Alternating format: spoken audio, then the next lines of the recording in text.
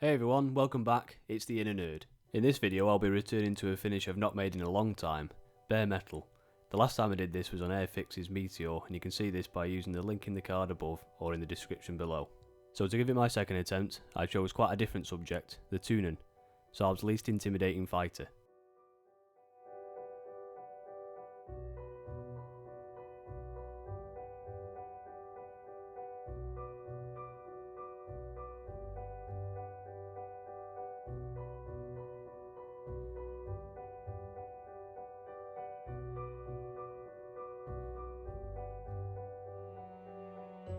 The decals are actually terrible, as you'll see later on, so I replaced them with an aftermarket set, which also turned out to be rubbish, but we'll get to that.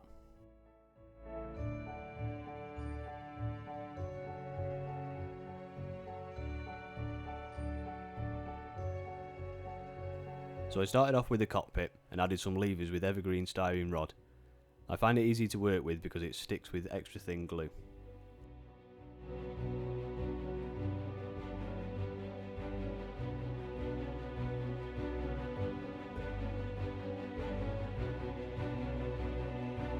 One thing I am going to try more of is aftermarket ejector seats.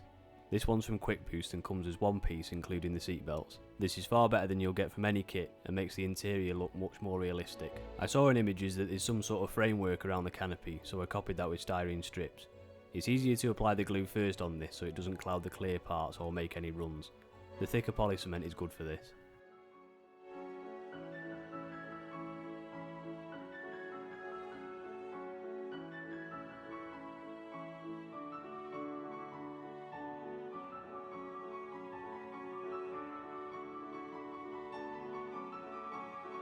Then with my rotary tool, I shaped the framework to match the pictures.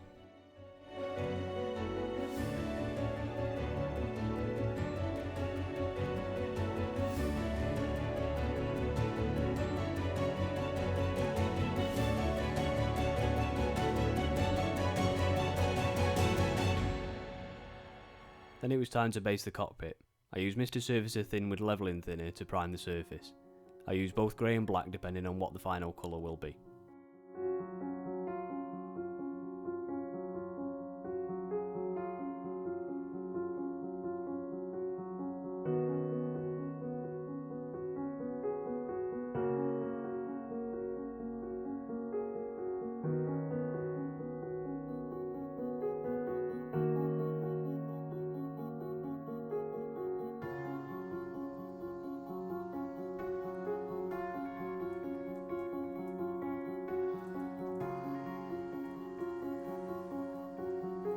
After the cockpit had been based in the greyish green, I picked out the details with black and the switches in white.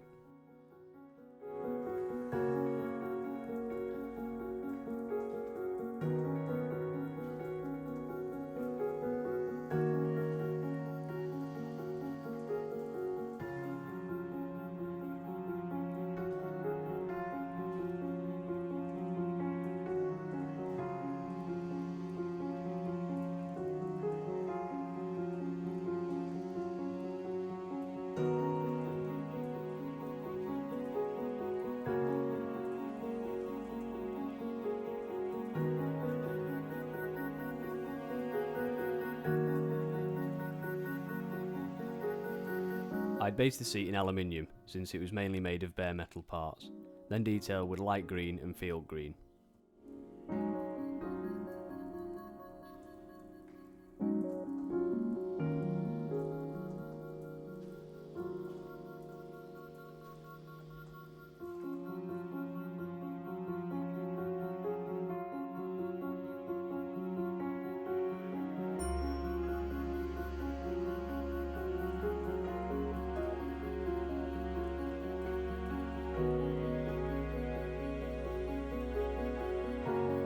A quick coat of gloss clear set the parts ready for the decals.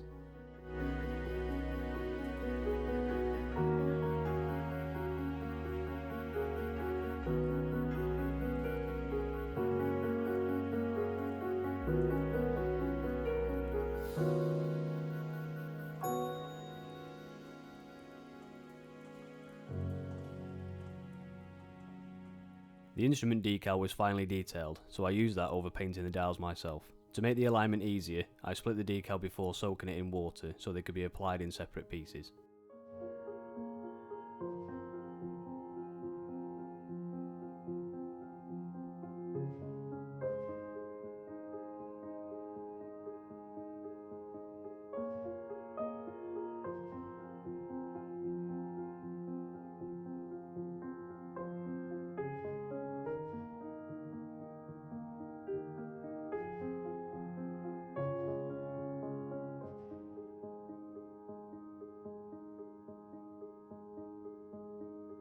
After sealing in the decals with acrylic semi-gloss varnish, I moved on to the washes.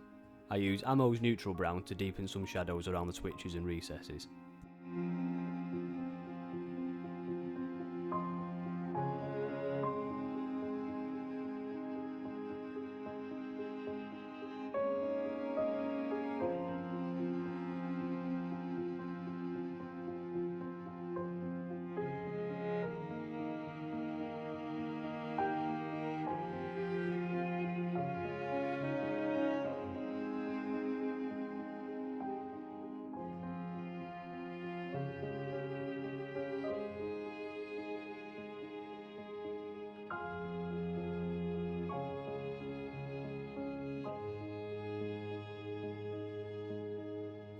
I did some more highlighting on the ejector seat with oil paints to create a deeper and more 3D effect.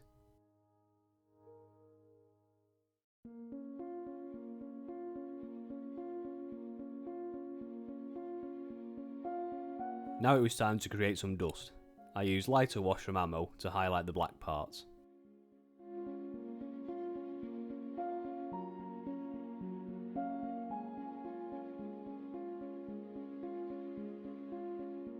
Then once it's touched dry, remove with a dry cotton bud.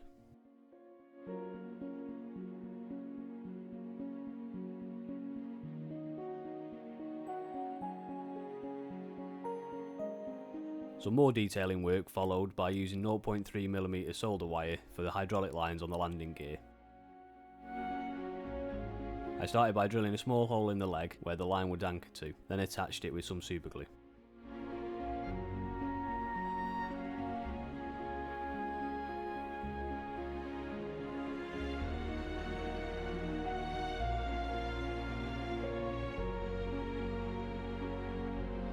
To fix it to the rest of the part, I tab glued it to follow the path up the leg.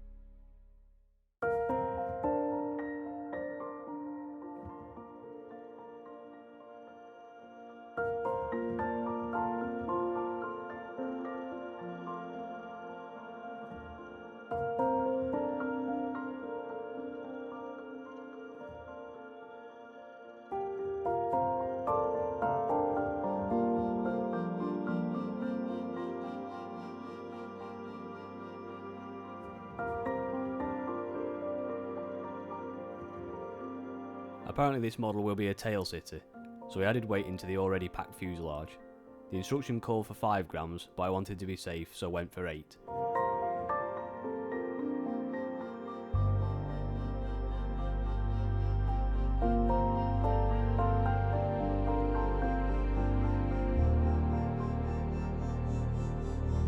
And while the rotary tool was out, I hollowed out the gun ports with a small drill bit.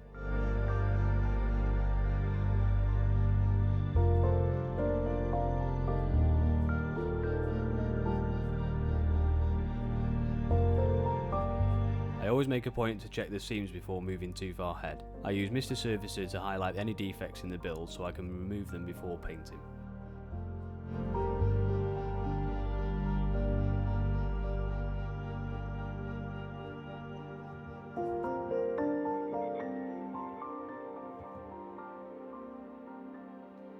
Any lost panel detail is restored using my Hasegawa Tri tool.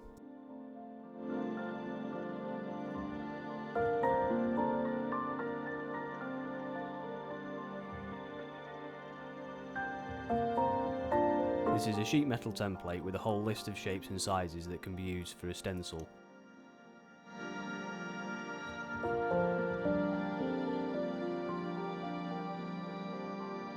I'd read that the Tunnan was later converted to carry the AIM-9B under a new name of RB24. I had some of these left over from my Phantom build, so prepared them alongside with the fuel tanks. Unfortunately, you don't get the correct pylon extensions in the kit to carry the RB24s, so we had to leave them off in the end.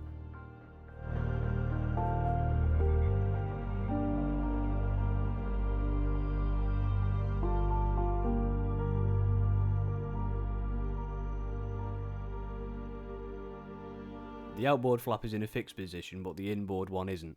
I wanted to pose both of them in the part position, so I cut the outer one away with a scalpel.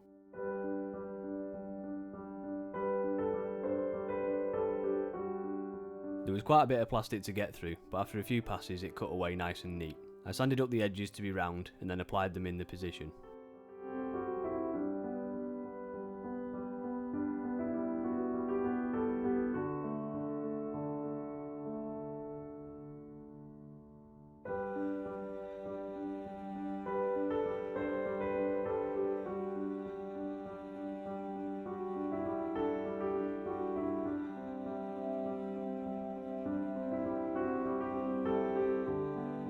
Next up was primer layer 1. I used grey for this to mimic the light silver colour of the final coat. The primer will help show any defects in the surface before the colour goes on.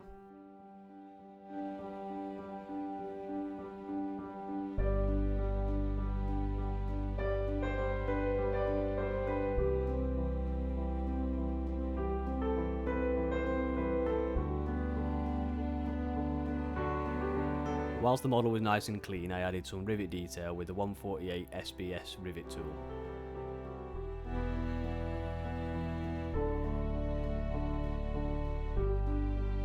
The second primer layer is Mr. Surfacer again, but this time it will be black.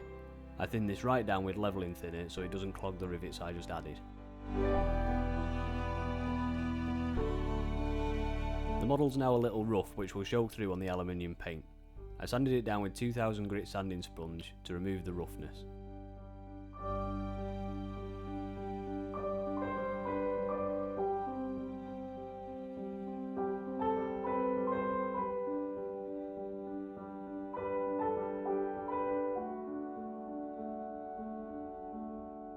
Metallic colours work best when applied over a gloss black layer.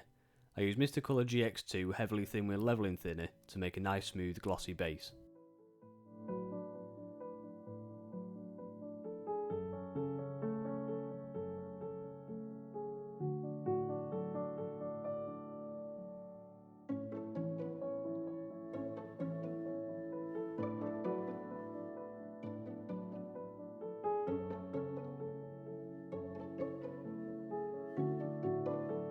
I like using Alclad colours for my metal colour. I use aluminium and spray at a low air pressure of 10 psi. A high air pressure dries these paints before they hit the model, resulting in a rough and matte finish.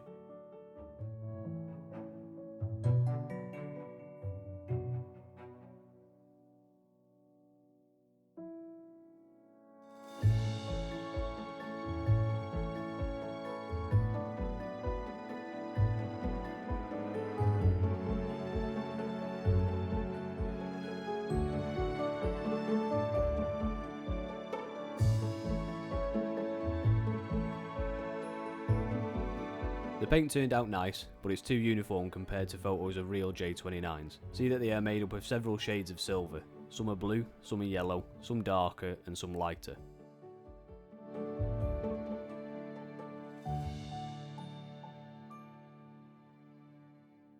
Since I don't have many shades of metallic colours other than aluminium, I replicate the different tones using a pre-shading method. I sprayed on a few different colours using dark grey, medium blue, medium grey and pale burnt metal. This would tint the aluminium slightly once sprayed back over. I tried to copy the references closely on this to get a realistic finish.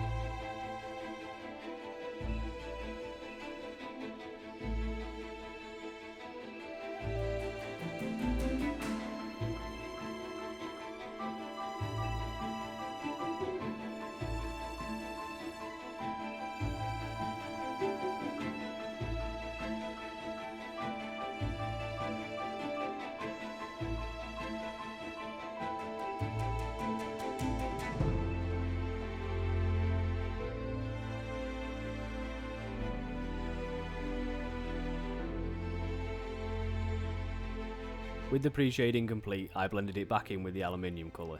The best thing about doing it this way, rather than shading in the limits of the tape, is that you can see exactly how much colour is blending. With tape it's hard to see until the tape is actually removed, and then it's too late.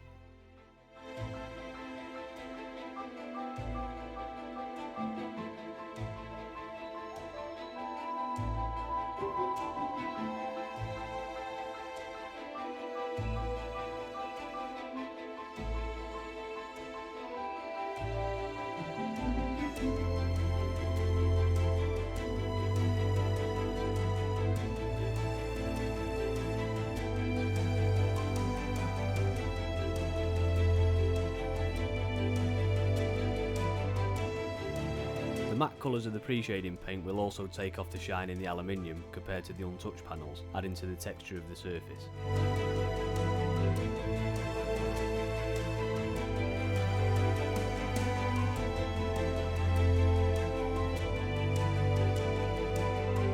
As you can see in this photo, the leading edge of the wing is very shiny.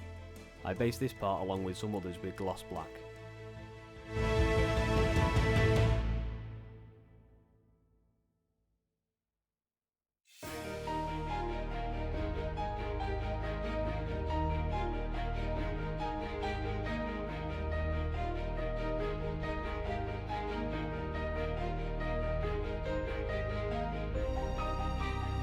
Since I don't have a polished aluminium paint, I have to use chrome to create a reflective surface.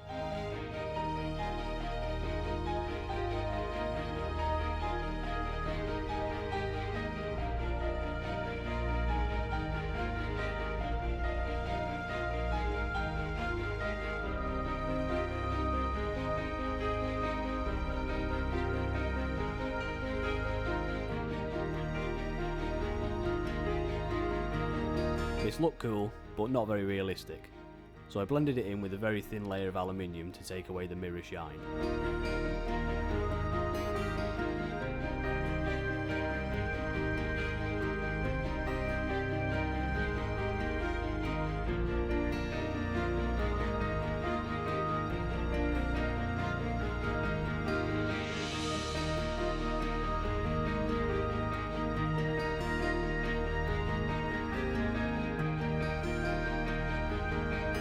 The inside of the wheelbase was a brighter silver than the airframe.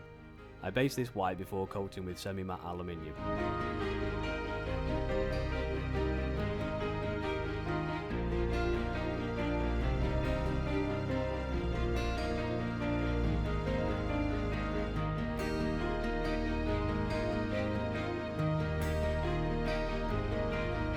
I used Superglue 3 gloss varnish to seal in the paint ready for the decals. The varnish is thinned to around 50% and build up in 3 thin layers.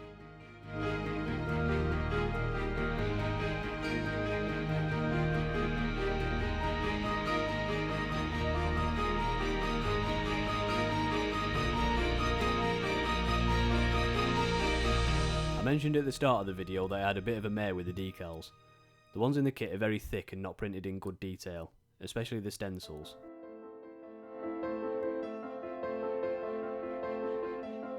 So I ordered an aftermarket set from Print Scale. You can clearly see that the detail is much better on these ones, but there is one problem. They aren't in the correct scale. Even though this set is a 1/48th, all of the stencils are too big. So to make the best out of a bad job, I ended up taking the ones I could use from both decal sheets.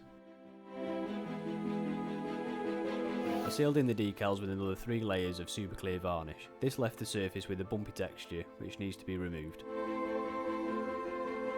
To remove it, I flat down with 2000 and 3000 grit sanding sponge. This will also make the surface of the model semi-matte, which is what I want ready for the weathering.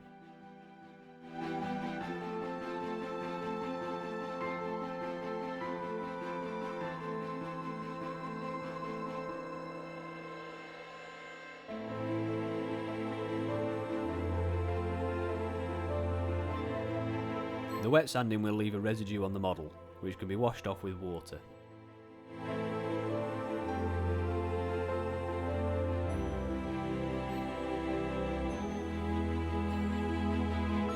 Now it was time for the weathering.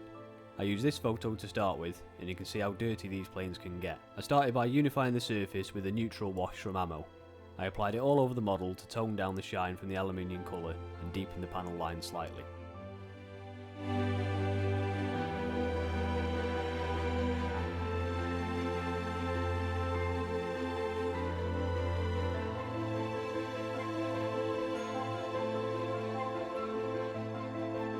This is just how I wanted mine to look, but if you want to make a cleaner version, it would be best to stick to a pin wash, as this won't tint the surface like you can see here.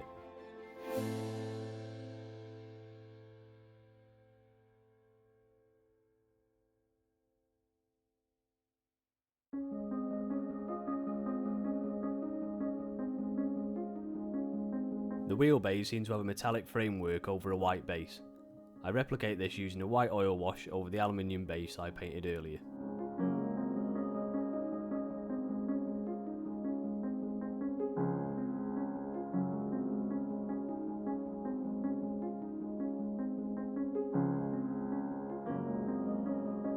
To seal in the oil wash, I coated the model in 1 layer of semi-gloss acrylic varnish, ready for weathering stage 2.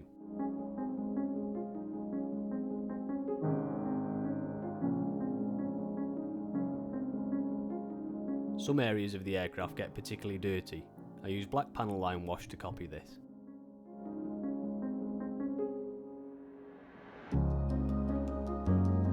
Since the black is so dark, I use sparingly and pin wash only the areas that need the effect so they stand out.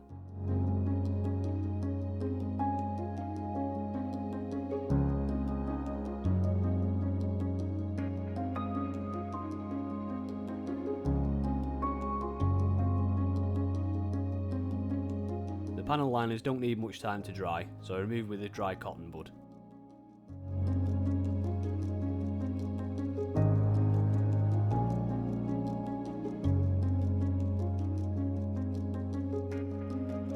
The top was a little bit different. I wanted this to be a rough blend, so I dampened a small flat brush and agitated the oils using a stippling action. This breaks up the oil and gradually blends into the surrounding area.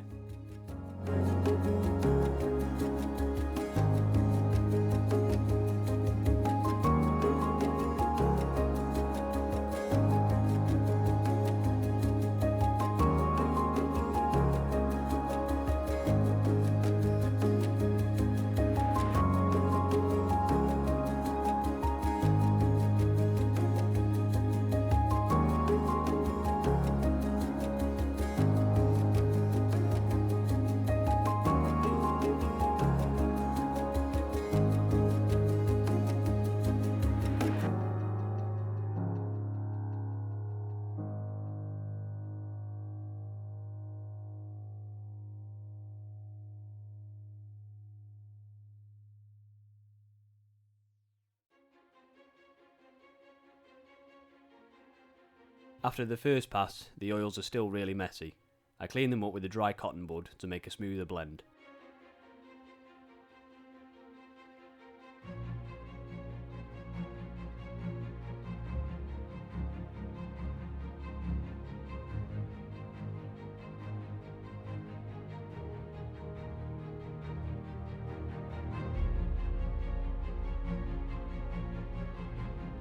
Next I mix grey tones with black, white and industrial earth oils. The tones are roughly the same colour as the aluminium, with slight variations in light and hue.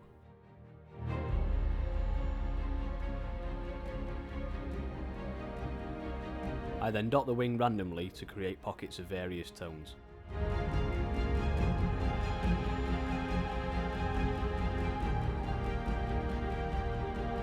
A cooler hue was mixed with a tiny amount of blue in the already mixed grey. I didn't do this in as many areas, as it would add blue tones only in some.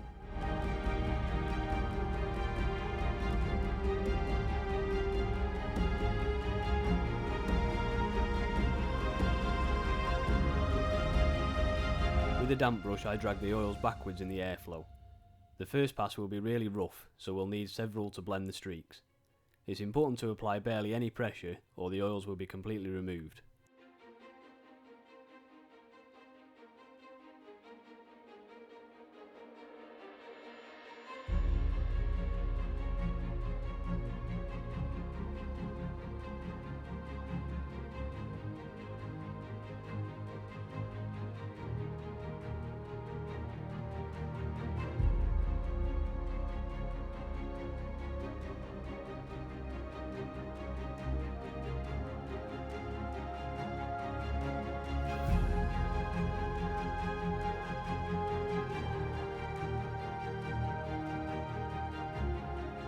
The finish is good, but not what I was after overall.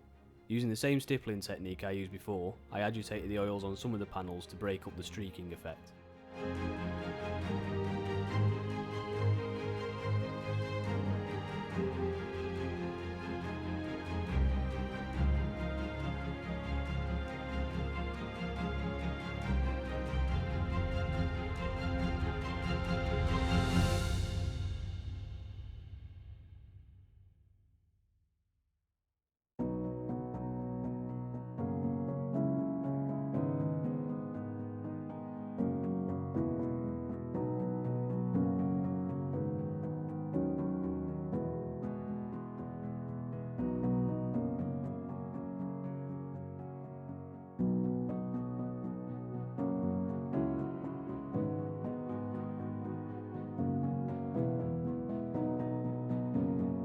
I like the look of the underside on this picture, so I copied some of the dirt effect into the rear area. Then oils were applied in the same way as the top, but concentrating around the rivets.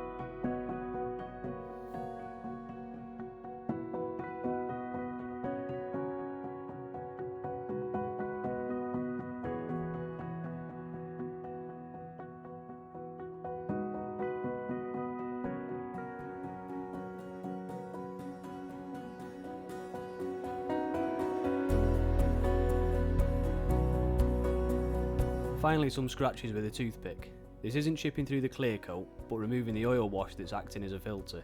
The effect shows a more gloss finish than the semi-matte of the aircraft, which can only be seen in certain lights.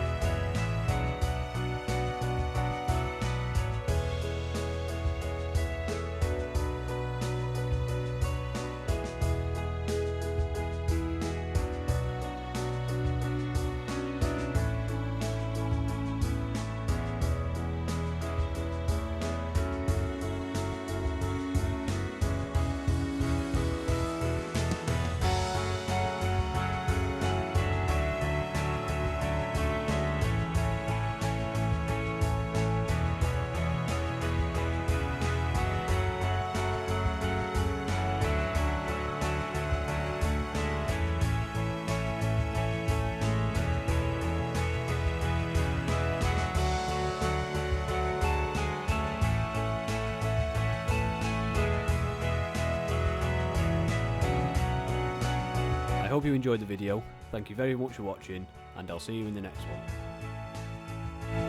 If you enjoyed this video, give me a like and subscribe to my channel to follow my latest projects. To see more projects like this, why not jump into one of my playlists? And for some behind the scenes, give me a follow on Instagram at theinner_nerd_insta.